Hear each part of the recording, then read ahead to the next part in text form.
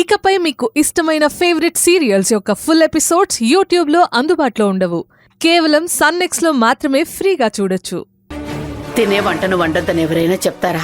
మరి నేను మరీ చెప్పి వెళ్ళాను, వంటెందుకు చేయలేదు? అంటే మేడం, ఇందాక పూజ గదిలోకి వెళ్తుంటే నేను వెళ్ళకూడదు అని అన్నారు. అలాగే కిచెన్ రూమ్ లో కూడా వెళ్ళొచ్చో వెళ్ళొద్దు అనే డౌట్ తో నేను వెళ్ళలేదు. పూజ గదిలోకి పవిత్రంగా ఉన్న వాళ్లే వెళ్ళాలని నేనన్న మాట నిజమే. అదొక్క పూజ గదికి మాత్రమే వర్తిస్తుంది. కిచెన్ లోకి వెళ్ళొద్దని ఎవరు చెప్పారు? కిచెన్ టాపిక్ తీసుకురాలేదే. అలాగే డిన్నర్ గురించి కూడా మాట్లాడలేదు కదా. అదేంటమ్మాను, పూజ మందిరానికి ఒక రూలు, కిచెన్కి ఒక రూలు ఉంటుందా? ఏదైనా సుందరి ప్రెగ్నెంటే కదా, సుందరి అందుకే వంట చేయలేదేమో. మీ తల్లి కూతుళ్ళిద్దరూ కలిసి మీరు కావాలనే ఈ ఉపవాసం నాతో చేయించాలనుకుంటున్నారా? అవునులే, ఇప్పుడు నా దగ్గరే ఉంది. నువ్వంటే ఇంటికి ఓనర్ అయ్యావు, ప్రెగ్నెంట్ అయ్యావు, నీ పనే బాగుంది, అన్నీ ఫ్రీగా దొరుకుతున్నాయి, ఆస్తే నీది. ఎన్ని తప్పులు చేసినా అడ్డు చెప్పే వాళ్ళుండరని నీ ధీమా. అను, నువ్వు కాస్త మాట్లాడే ముందు ఆలోచించి మాట్లాడితే బాగుంటుంది. అమ్మా, నువ్వు ఊరుకో అమ్మా. ఆహాహాహా, తల్లి కూతుళ్ళిద్దరూ ఏం నటిస్తున్నారు? నటించడం ఏంటి మేడం? అంటే తల్లి కూతుళ్ళిద్దరూ కూడబలుపుకొని మీరిద్దరూ ఆడుతున్న నాటకం. మీ పాటికి మీరు పుష్టిగా తినేసి ఉంటారు. మీతో నాకు మాట్లాడనవసరం. ఇద్దరు వెళ్ళి వంట చేయండి. అలాగే మేడం, 10 నిమిషాల్లో వంట ప్రిపేర్ చేస్తాను.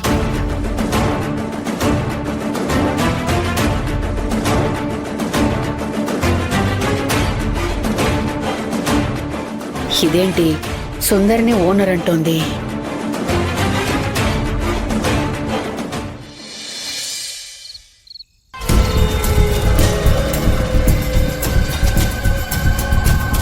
ఈ కాలం పిల్లలే సరిగ్గా తినరు, ఒంట్లో శక్తి ఉండదు, కళ్ళు తిరిగి పడిపోవడం.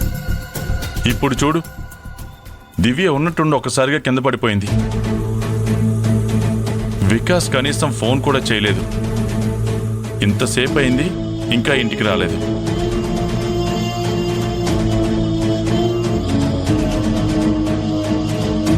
ఛ, ఈ తులసేమో గుళ్ళు గోపురాలు అంటూ దేవస్థానాల చుట్టూ తిరుగుతూనే ఉంది. దివ్యకు ఎలా ఉందో ఏమో.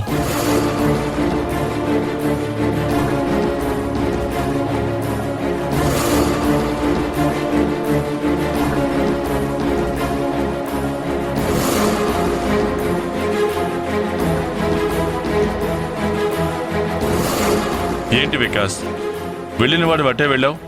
అమ్మాయి ఎలా ఉంది ఏంటి అని వివరాలు చెప్పేది లేదా? కనీసం నేను ఫోన్ చేస్తే తిరిగి ఫోన్ చేసేది కూడా లేదా? అసలే కళ్ళు తిరిగి పడిపోయింది అమ్మాయి.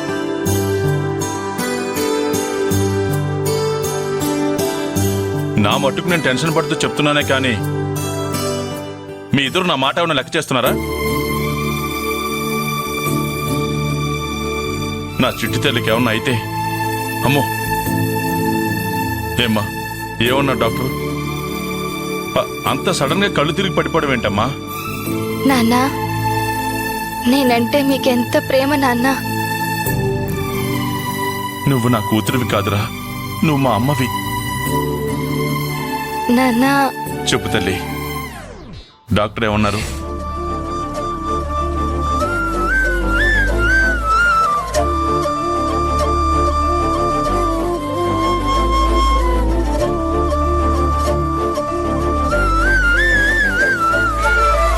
ఏంటమ్మా, ఏం చెప్పాలనుకుంటున్నారు? నేను మీ అమ్మను కదా నాన్న. నేను అమ్మని కాబోతున్నాను. ఓ, అవునా?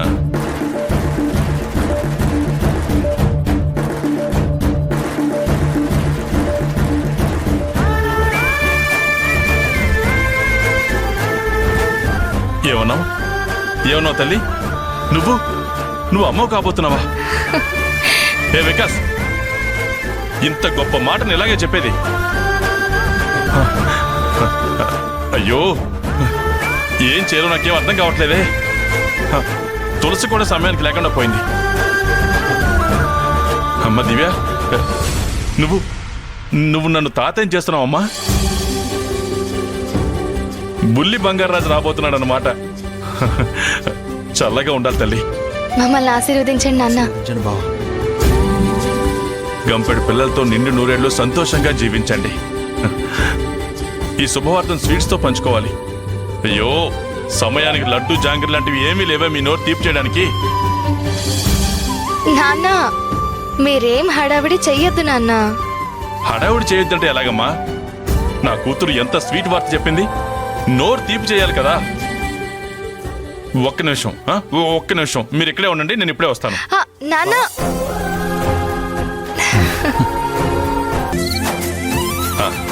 అమ్మ తల్లి, నోరు తెరు. వికాస్, నువ్వు కూడా నోరు తెరు. అమ్మ దివ్య, ఈ శుభవార్తను మీ అమ్మకి ఫోన్ చేసి చెప్పాలి. తులసి, నువ్వు ఏ దేవుళ్ళ దగ్గర మొక్కుకున్నావో కానీ దివ్య తల్లి కాబోతుంది. అవును తులసి. సరే, ఓకే. ఈ వార్త నీకు అందితే చాలు, సరేనా? ఉంటాను. మీ అమ్మ బస్సులో ఉందమ్మా, చాలా హ్యాపీగా ఫీల్ అవుతుంది. స్వామి, ఎన్నాళ్ళకి నా ఇంట్లో కేరింతలు వినపడబోతున్నాయి.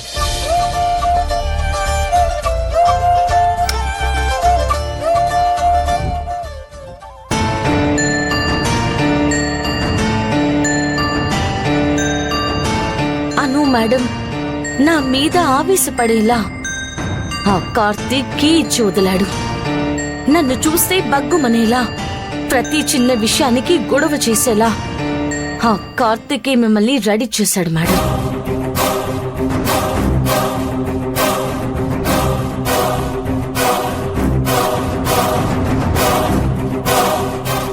ఏంటమ్మా తదేకంగా నన్నే చూస్తూ నిలబడ్డావు? సుందరి, ఇందాక అను మాట్లాడుతూ నిన్ను పట్టుకొని నువ్వంటే ఈ ఇంటికి ఓనర్ అయ్యావు అంది. నాకేం అర్థం కాలేదు. ఎందుకు తను అలా అనింది?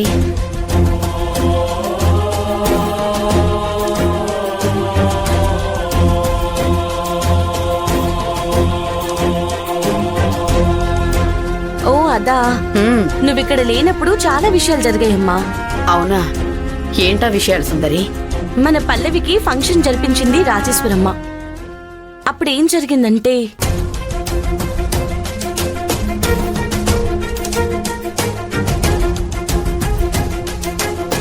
ఏమైంది? కార్ యాక్సిడెంట్ అయింది. ఆనని కూడా కాపాడుతూ ఉంటావని నాకు మాట ఇవ్వమ్మా.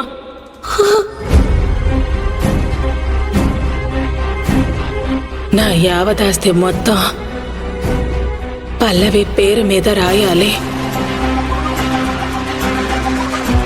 గార్డియన్ గా ఎవరో ఒకరు నుంచాలి. అను మేడం పేరు రాయమంటారా? సుందరి పేరు మీద రాయి. అలా మన పల్లవి 250 కోట్లకి వారసురాలైంది. 250 కోట్ల? అవునమ్మా. పైగా ఈ ఆస్తి మొత్తానికి రాజేశ్వరమ్మ నన్నే గార్డియన్ గా పెట్టింది. మొత్తం ఆస్తికి నువ్వే గార్డియన్ వా?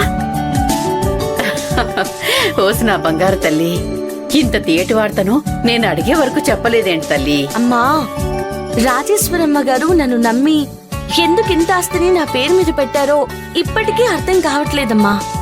అర్థమయ్యేదేముంది సుందరి, తనకి ఒకే ఒక గారాల పట్టి ఆ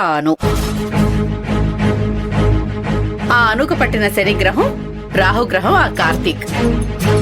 ఈ విషయం రాజేశ్వరమ్మకు తెలిసిపోయింది. ఆ కార్తీక్ క్యారెక్టర్ పూర్తిగా తెలిసిన ఆవిడ అలాంటప్పుడు ఏం ఆలోచిస్తుంది? తన కూతురు బాగుండాలి, ఆస్తి ఆగం అమ్మకూడదనే ఆలోచన నుంచి మొదలుపెట్టి మంచి నిర్ణయమే తీసుకుంది. అబ్బబ్బబ్బబ్బా, ఎంత చల్లటి కబురు చెప్పావు సుందరి. అంటే నా మనవరాలు పల్లవి ఈ ఆస్తి ఓనర్. ఈ ఆస్తికి నువ్వు ఓనర్ అయ్యుండి అను అంటున్న మాటలన్నిటికీ బాధపడుతున్నావా? ఆ కార్తీక్ని నువ్వు నీ లెఫ్ట్ హ్యాండ్ తో అలా విసిరితే ఎక్కడ పడతాడో తెలుసా? చెప్పండి అల్లుడు. సావిత్రమ్మ, నీకు దండం పెడతాను. నన్ను అల్లుడు అనొద్దు. కావాలంటే మనసులో డ్రైవర్ అనుకో, క్లీనర్ అనుకో. అంతేగాని లేనిపోని కొత్త పంచాయతీని నాకు అనుబేబీకి మధ్య పెట్టద్దు. సుందరి, మీ అమ్మ ఏం చూసుకొని మిడిసిపాటు పడుతుందో గాని చాలా టూ మచ్ చేస్తుంది. కాస్త జాగ్రత్తగా మాట్లాడమను. ఈ కోటేశ్వరరాలు సావిత్రమ్మ తప్పుగా ఏం మాట్లాడదు. ఇప్పుడే నీ అను బేబీని పిలిపించి నీ కథ, నువ్వు నాకెలా అల్లుడు అవుతావో వివరంగా చెప్తాను, సరేనా? సరే, నేను వెళ్ళి అనుని పిలుచుకొస్తాను.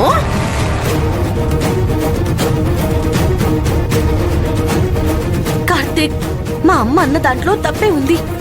ఇప్పుడు ఈ విషయం అను మేడంకి తెలిస్తే అసలే అను మేడం హెల్త్ బాగాలేదు. అంతంత మాత్రంగానే ఉంది.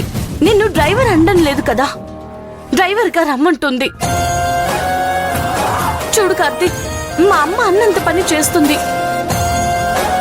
అసలే ఆమె ఇప్పుడు కోటీశ్వరాలు సావిత్రమ్మ అనే ఇదిలో ఉంది. నిజంగా కూడా తను కోటీశ్వరాలే, అర్థం చేసుకో. మీ అమ్మని పిలువు. మీరు ఎక్కడికి తీసుకెళ్ళమంటే అక్కడికి తీసుకెళ్తాను. అమ్మా, కార్తీక్ వస్తాడంట, నువ్వు వెనక్కొచ్చి. అలారా దారికి. ఈ కోటేశ్వరరాలు సావిత్రమ్మ మునపటి సావిత్రమ్మ అనుకోకు.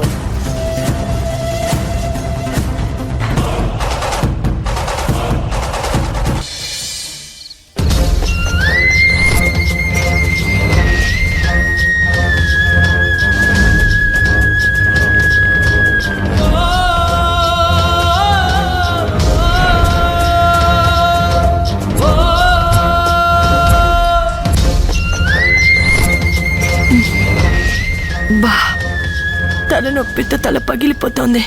నొప్పి భరించలేకుండా ఉన్నాను. ఈ నొప్పి భరించడం కష్టంగా ఉంది. ఏం చేయాలి? టాబ్లెట్ వేసేసుకుంటాను.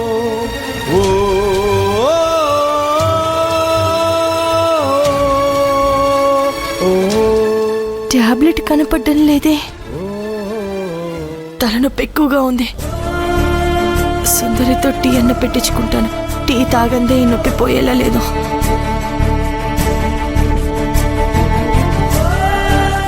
సుందరి ఎక్కడుందో ఏమో.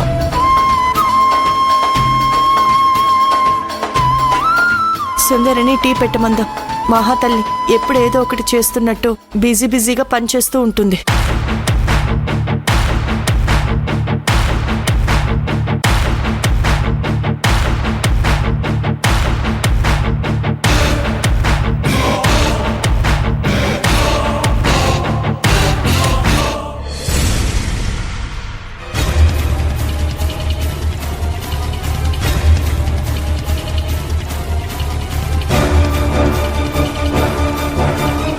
సుందరి, నువ్వు కడుపుతో ఉన్నావు, నీ దివ్య కడుపుతో ఉంది.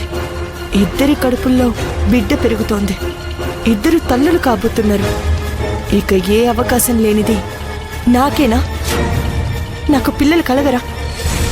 నేను మీలాగా 9 నెలలు మోసి తల్లి నవ్వలేనా? ఇప్పుడు ఫీల్ అవ్వడం కాదు, ఉండు చెప్తాను.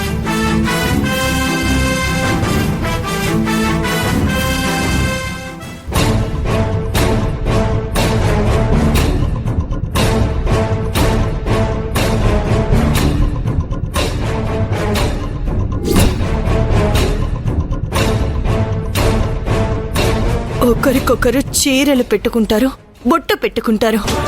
ఏ, నేను తల్లిని కాకపోవచ్చు, నాకొక చీర పెట్టకూడదా? నాకు కూడా పెట్టారనుకుంటే నాకెంత సంతోషంగా ఉండేది. మీ నవ్వులు, మీ సంతోషాలు, సుందరి నవ్వు, నీ చేష్టలు చూస్తుంటే నాకు చిర్రెత్తుకొస్తుంది. నాకు బీపీ డబల్ అవుతుంది. సుందరి, నీ చీర ఈరోజు అవుట్.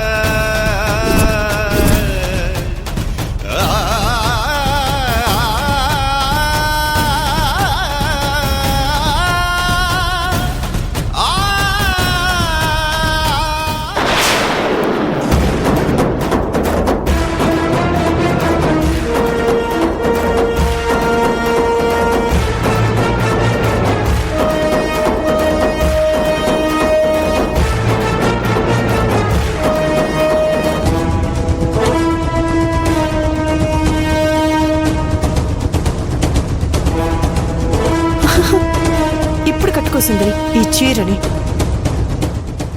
ఇప్పుడు ఎలా కట్టుకుంటావో నేను చూస్తాను.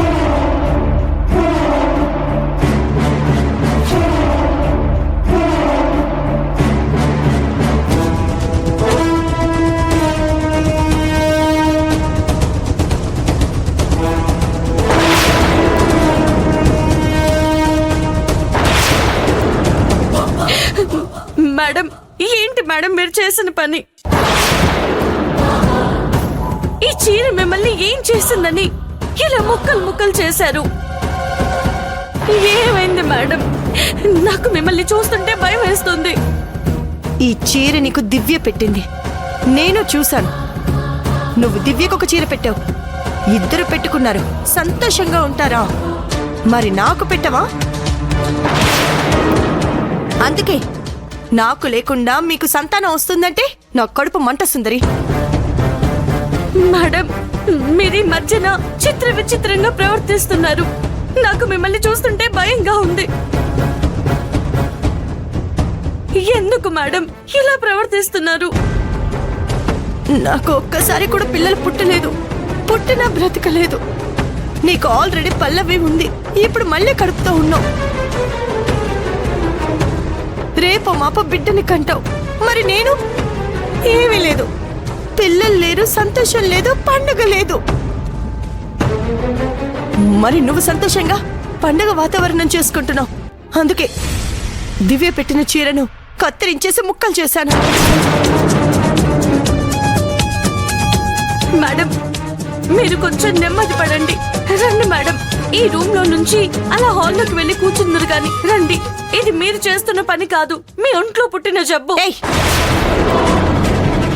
ఎవరికి ఒంట్లో పుట్టినా జబ్బంటున్నావు?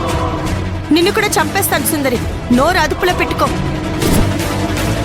నాకు దక్కని ఆనందం నీకు దక్కుతుంటే నేను తట్టుకోలేకపోతున్నాను.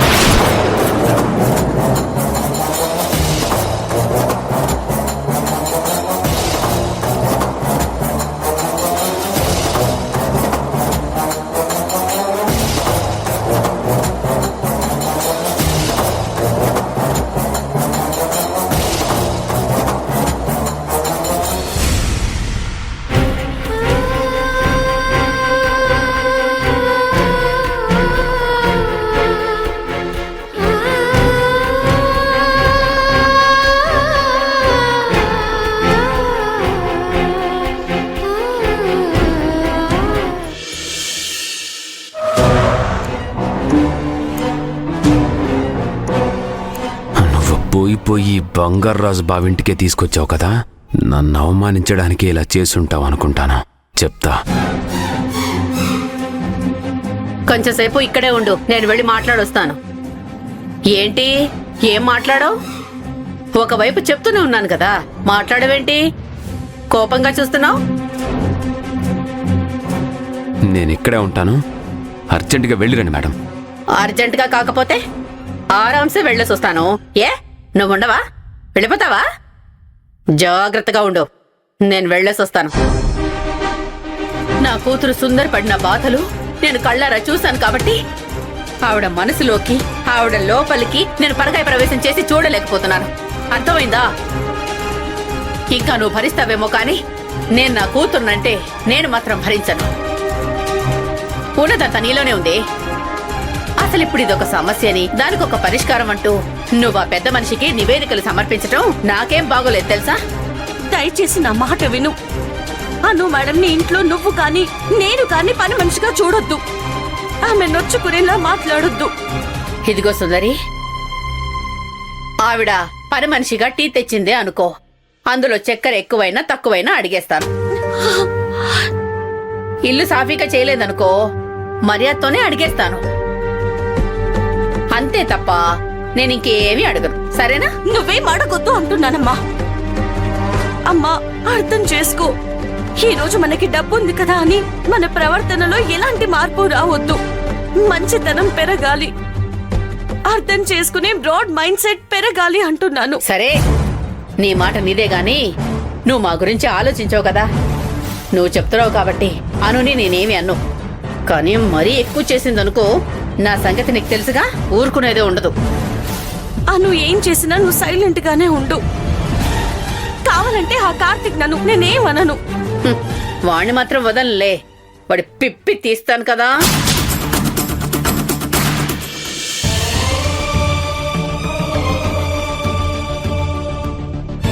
కిచెన్లోకైతే వచ్చాం, ఏం చేయాలో తెలియదే. మనకు కాఫీ టీ పెట్టడం తప్ప ఇంకేం రాదే. అయినా సరే నేను కష్టపడుతున్నట్టు నటించాలి. ఇవాళ రచ్చ రచ్చ చేసేయాలి. ఆ సుందరి ప్రాణం గిలగిలా కొట్టుకోవాలి.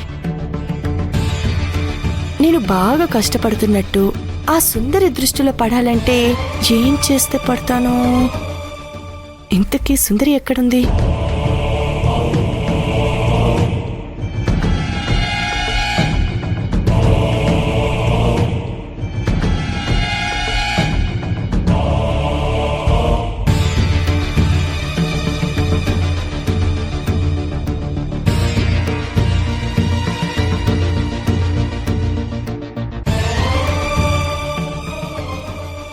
బెండకాయలు తరుగుతున్నట్టుగా చేద్దాం. ఇదైతేనే చిన్నగా కట్ చేయొచ్చు, ఎక్కువ బిల్డప్ ఇయ్యొచ్చు.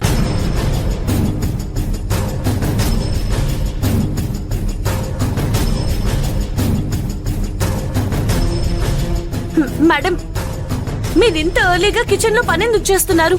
ప్లీజ్ మేడం, మీరు ఇంట్లో ఎలాంటి పని చేయకండి. చెయ్యకపోతే ఎలా మేడం? మేడమా? మీరు నన్ను మేడం అంటారేంటి మేడం? ఈ ఇంటికి మీరు ఓనర్. మీరు ఇలాంటి పనులు చేస్తున్నారంటే మీరు రాజేశ్వరమ్మ గారిని బాధ పెట్టినట్టే మేడం. ప్లీజ్ తప్పుకోండి. ప్లీజ్ సుందరి గారు. అయ్యో, ఏం పిలుపు మేడం? మీరు నాకు మర్యాద ఇచ్చి మాట్లాడే బదులు నన్ను మర్డర్ చేసేయండి మేడం.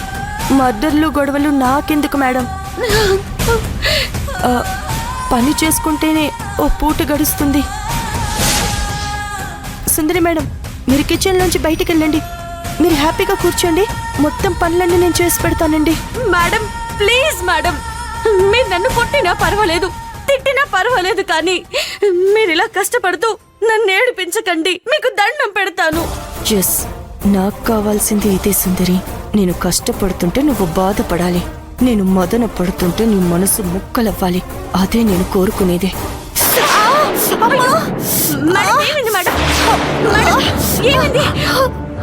అయ్యో, ఎంత పని అయింది మేడం? ఏలు కట్టయింది, రక్తం వస్తుంది. అందుకే మిమ్మల్ని ఇలాంటి పనులు చేయొద్దు అంటున్నాను మేడం. పనులు చేయకపోతే అన్నం పెడతావా? అయ్యో, ఎంత మాట అన్నారు మేడం? అన్నం కోసం మీరు పని చేస్తున్నారా? అయ్యో మేడం, ముందు చేతికి మందేసి కట్టుకొట్టాను, రండి. సుందరి మేడం, మందొద్దు, ఏమొద్దు, పసుపు రాస్తే పోతుందిలే. నేను బ్యాండేజ్ తీసుకొస్తాను మేడం.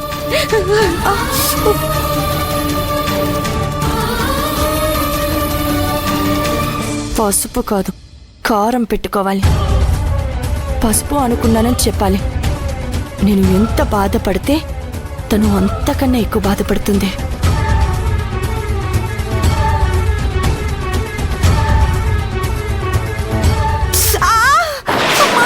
అయ్యో, మంట మంట మంట! ఏమండి, మంట! పసుపు వేసుకుంటే ఇంత మండుతుందా? అయ్యో అయ్యో, మీరు వేసుకుంది పసుపు కాదు మేడం, కారం. ఫస్ట్ కడుక్కుదురు కానీ రండి. ఏమొద్దు మేడం, ఇలాంటివి అలవాటు చేసుకోవాలి. మీరు వెళ్ళండి. మళ్ళీ మీ సావిత్రమ్మ గారు లేస్తే గొడవ చేస్తారు. మీరు వెళ్ళండి. మేడం ప్లీజ్ మేడం, కడిగి వెన్న పూస రాస్తాను, రండి మేడం. పర్లేదు సుందరి మేడం, ఇప్పుడు నేను ఎలాంటి ఆస్తి లేని అనామకురాల్ని. బ్రతకాలంటే ఏదో ఒక పని చెయ్యాలి. బయటకు వెళ్ళి ఎలాగో బ్రతకలేను. ఆ బ్రతికేదో మీ ఇంట్లోనే మీ కాళ్ళ దగ్గర బ్రతకనివ్వండి. మేడం, మీరనే ఒక్కో మాట నన్ను సోదులతో కూర్చున్నట్టు అవుతుంది మేడం. ఎందుకు సుందరి మేడం, మీరు నా కోసం బాధపడుతున్నట్టుగా ఓవర్ యాక్షన్ చేస్తున్నారు? నేను ఇలా కష్టపడితేనే కదా మీ మనసుకి హ్యాపీగా ఉంటుంది. మీకు మనసులో హ్యాపీగా ఉన్నా పైకి మాత్రం ఇలా నటిస్తున్నారు కదా. నాకు అమ్మ లేదు, పిల్లలు లేరు, నేను నా కార్తిక్ మాత్రమే. మేడం, ముందు వేలుకి కట్టనివ్వండి ప్లీజ్ మేడం. అది సుందరికి బాగానే తగిలింది. ఎందుకు ఇలా చేస్తున్నారు మేడం? మీకేదైనా నేను తట్టుకోలేను. రాజేశ్వరమ్మకిచ్చిన మాట కోసమే నేను ఇక్కడ ఉంటున్నాను. నాకు బ్యాండేజ్ కట్టి ముద్దు మేడం.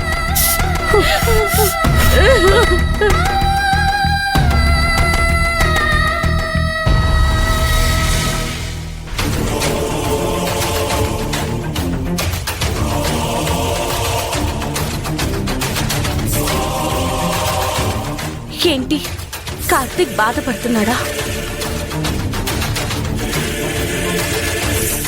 నేను స్ట్రైట్గా ఏమీ చేయలేకపోతున్నానే. సెంటిమెంట్తో కొట్టబోతున్నాను సుందరి. చూద్దాం ఎంతవరకు వర్కౌట్ అవుతుందనేది.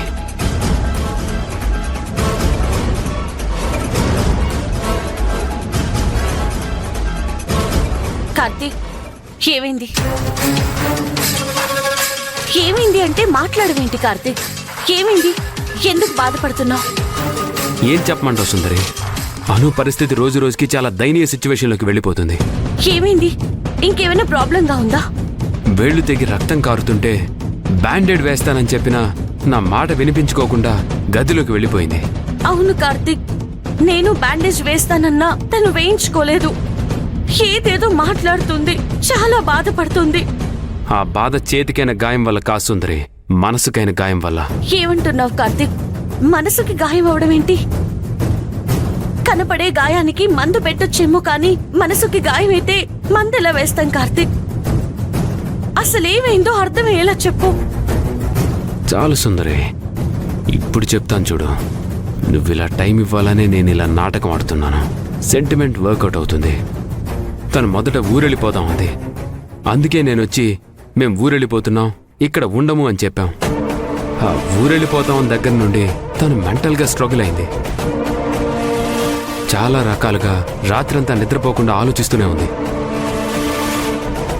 ఏమైందో ఏమో, తెల్లారేసరికి ఇలా ఇంట్లో పని మనిషిలా మారింది.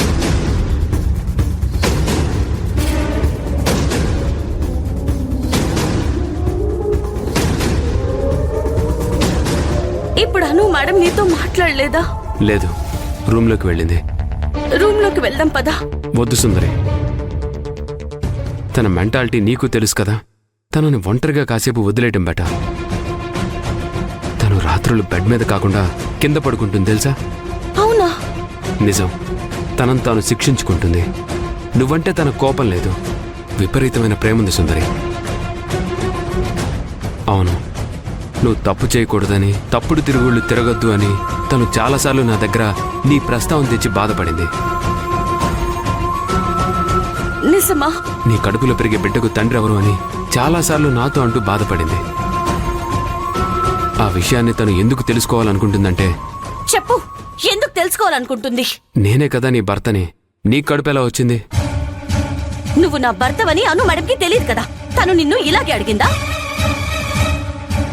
అంటే నువ్వు నిజంగా అను మేడం సుఖమే కోరుకుంటుంటే పల్లవిని మాకు అప్పచెప్పి గార్డియన్గా తప్పుకో. ఇంకా ఇంకేం చేయాలి మిస్టర్ కార్తీక్? అను మేడం విషయంలో ఇప్పటి వరకు నువ్వు చెప్పింది నిజం అనుకున్నాను. నిజంగా నేను ఒక ఫూల్ని. అను మేడం అంటే నాకొక వ్యసనం. ఎవరేం చెప్పినా అను మేడం విషయంలో నేను నమ్మేస్తాను. ఇంకా నమ్మను. ఇంకొకసారి ఈ టాపిక్ నా దగ్గర వచ్చిందంటే నీకు మర్యాదగా ఉండదు. జాగ్రత్త.